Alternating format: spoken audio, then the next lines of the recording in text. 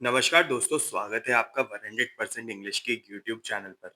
दोस्तों, आज हम एक ऐसी पोयम की बात करेंगे जो सुनने में एक स्वीट सी नर्सरी राइम जैसी लगती है, लेकिन इसकी सिंप्लिसिटी के पीछे छुपे हैं क्रिएशन और फेथ के गहरे मीनिंग्स। जी हाँ, we are diving into William Blake's beautiful poem from Song of Innocence, the lamp.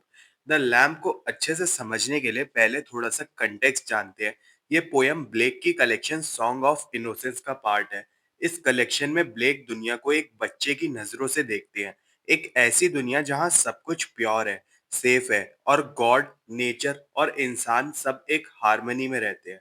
और इस प्योर दुनिया का सबसे परफेक्ट सिंबल क्या हो सकता है? एक छोटा सा मासूम लैम्प। और हाँ, क्रिश्चियन थियोलॉजी में lamb of God Jesus Christ को कहा जाता है। तो ये छोटा सा लैम्प जेंटलनेस और डिवाइन लव का भी सिंबल है। आई होप आपको ये चीज समझ आ गई होगी। चलिए अब पोयम को लाइन बाय लाइन डिकोड करते हैं। पोयम एक सिंपल क्वेश्चन आंसर फॉर्मेट में है। एक बच्चा एक लैम्प से बात कर रहा है। Little lamb who made thee, thou do know who made thee. यहाँ स्पीकर यानी छोटा बच्चा लैम्प से पूछ रहा है, प्यारे लैम्प तुम्हें किसने बनाया? क्या तुम जानते हो? ये एक सिंपल सा सवाल है, पर इसमें क्रिएशन का सबसे बड़ा मिस्ट्री छुपा हुआ है। Gave thee life and bid thee feed by the stream and over the mead. बच्चा आगे कहता है कि तुम्हारे क्रिएटर ने तुम्हें लाइफ दी और बड़े प्यार से कहा कि तुम स्ट्रीम और मीडोज में अपना खाना खाओ। यहाँ क्रिएटर एक लविंग पेरेंट जैसा है जो केयर करता है। Gave the clothing of delight, softest clothing woolly bright. और उसने तुम्हें कितने सुंदर कपड़े दिए हैं, क्लोथिंग ऑफ डिलाइट मतलब तुम्हारी सॉफ्ट ब्राइट वूल। यहाँ वूल को क्लोथिंग कहकर बच्चा लैम्ब और अपने को एक जैसा ही समझ रहा है। Gave thee such a tender voice making all the vales rejoice. तुम्हारी आवाज इतनी टेंडर है कि सारी वादियां खुश हो जाती हैं। और आसान भाषा में कहें तो एक छोटे से क्रीचर की खुशी पूरी नेचर में फैल जाती है। यही तो है सॉन्ग ऑफ इनोसेंस की दुनिया। Little lamb I tell thee, little lamb I tell thee. अब सेकंड स्टैंजा में बच्चा खुद ही जवाब देता है एक एक्साइटमेंट के साथ। लिटिल लैम्ब, मैं तुम्हें बताता हूँ। He is called by thy name for he calls himself a lamb. ये लाइन पोयम का हार्ट है। बच्चा कहता है जिसने तुम्हें बनाया उसका नाम भी तुम्हारे जैसा है, क्योंकि वो खुद को लैम्ब कहते हैं। ये अ डायरेक्ट रेफरेंस है जीसस क्राइस्ट की तरफ, the lamb of God. He is meek and he is mild, he became a little child. Creator भी तुम्हारी तरह मीक और माइल्ड है, और वो भी एक लिटिल चाइल्ड बने थे। यहाँ गॉड, लैम्ब और चाइल्ड के बीच का डिफरेंस खत्म हो गया है पोयम में। I a child and thou a lamb, we are called by his name. और आखिर में द बिग रिवील, मैं एक बच्चा, तुम एक लैम्ब, और हम दोनों को उन्हीं के नाम से बुलाया जाता है। मतलब गॉड, ह्यूमन और नेचर सब एक है, एक divine unity. Little lamb God bless thee, little lamb God bless दी।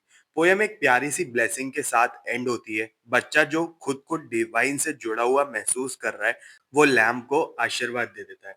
तो क्रिटिक्स इस पोयम के बारे में क्या कहते हैं? सब मानते हैं कि ये पोयम जितनी सिंपल दिखती है उतनी है नहीं।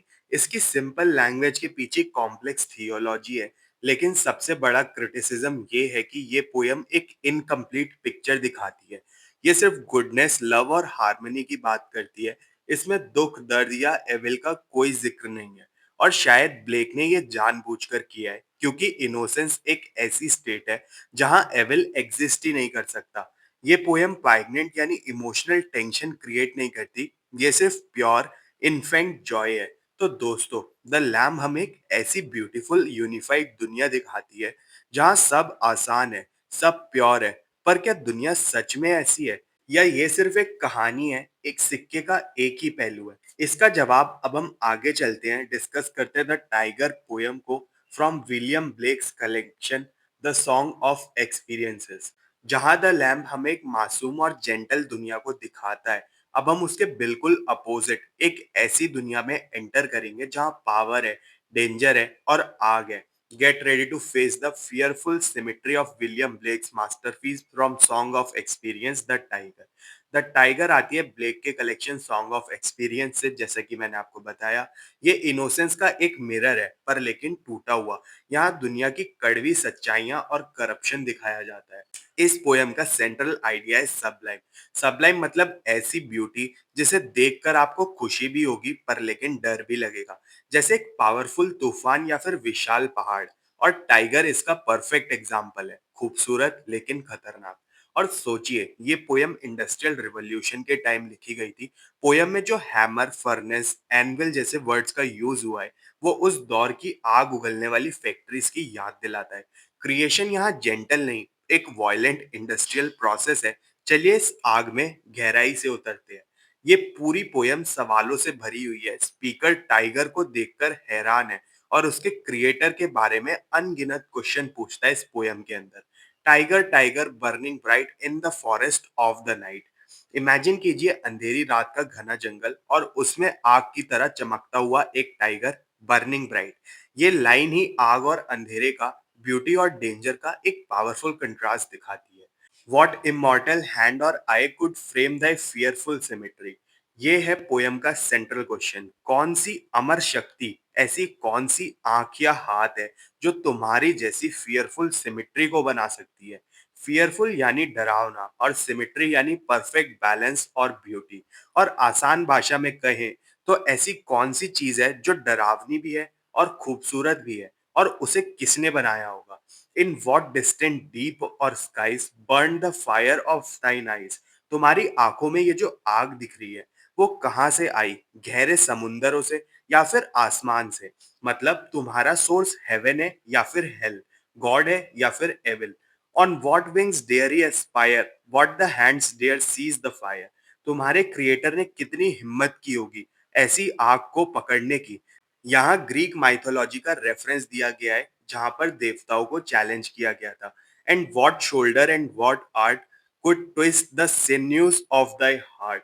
कितनी ताकत यानी कि शोल्डर, और कितने कला यानी कि आर्ट लगी होगी तुम्हारे दिल की नसों को ट्विस्ट करने में। ये क्रिएशन प्रोसेस बहुत ही फिजिकल और वायलेंट लग रहा है। What the hammer, what the chain, in what furnace was thy brain?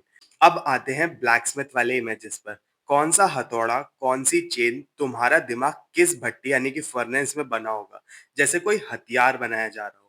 When the star threw down their spears and watered heaven with their tears. जब तुम बने होंगे तो आसमान के सितारों ने अपने हथियार फेंक दिए होंगे, मानो उनकी हार हो गई हो।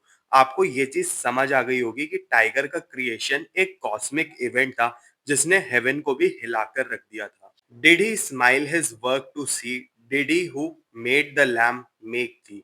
और ये है पोयम के दो सबसे इंपॉर्टेंट सवाल। क्या तुम्हारा क्रिएटर अपने ही डरावने काम को देखकर मुस्कुराया होगा? और क्या जिसने मासूम लैम्प को बनाया, उसी ने तुम्हें भी बनाया होगा? ये गुड और एविल के एग्जिस्टेंस पर सबसे बड़ा सवाल है। What immortal hand or eye dare frame thy fearful symmetry? Last stanza देखने में तो फर्स्ट स्टेंजा जैसा ही लगता है। बस एक वर्ड बदल दिया गया है, कुड की जगह अब यहाँ पर डेयर का यूज किया गया है। पहला सवाल था कौन बना सकता है, अब सवाल है किसकी ऐसी हिम्मत हुई जिसने तुम्हें बनाया। सवाल अब एबिलिटी का नहीं, विल और मॉरल चॉइस का बन गया है। द टाइगर इंग्लिश लिटरेचर की सबसे ज्यादा एनालाइज की जाने वाली पोयम में से एक है। क्रिटिक्स इसे प्रॉब्लम ऑफ एविल पर एक प्रोफाउंड मेडिटेशन मानते हैं। कुछ क्रिटिक्स कहते हैं कि ब्लेक यहाँ गॉड की पावर को सेलिब्रेट कर रहे हैं, एक ऐसी पावर जो हमारे गुड और एविल के छोटे दायरे से बहुत ऊपर है। दूसरी तरफ कुछ लोगों का कहना है कि ये पोयम जानबूझकर ऐसी बनाई गई है जिसका कोई एक मतलब नहीं निकाल सकता। इस पोयम का मकसद कोई जवाब देना नहीं, बल्कि हमें एक डिवाइन मिस्ट्री के सामने हैरान और डरा हुआ छोड़ देना है। ये पोयम हमें बताती है कि यूनिवर्स में कुछ चीजें ऐसी हैं जो हमारी समझ के परे हैं, और एविल उनमें से एक है। तो द टाइगर हमें जवाब नहीं, बस गहरे सवाल दे जाती है। ये हमें मजबूर करती है सोचने पर कि क्रिएशन पावर और मोरालिटी कितनी कॉम्प्लेक्स है। आपके इस बारे में क्या विचार हैं? क्या गुड और एविल का सोर्स एक ही हो सकता है, यानी लैम्ब और टाइगर का सोर्स एक ही होगा, या फिर वो आसमान और समुंदर दो अलग-अलग सोर्सेज होंगे? अपनी थ्योरीज हमें कमेंट में ज़रूर बताएं। I would love to read your thoughts. और आपको अगर वीडियो पसंद आया हो तो इसको लाइक और शेयर ज़रूर कर दें और 100% इंग्लिश चैनल को सब्सक्राइब कर लें और ऐसे इंसाइटफुल वीडियोस के लिए। नेक्स्ट वीडियो में हम देखेंगे एक मासूम बच्चे का सामना एक एक्सपीरियंस दुनिया से, और उसके अगली वीडियो में हम देखेंगे एक बच्चा जिसकी मासूमियत मर चुकी है और जिसने अपने फेट को एक्सेप्ट कर लिया है। The chimney sweeper from William Blake's collection, song of innocent and experience. तब तक के लिए happy studying and best of luck for your upcoming examinations.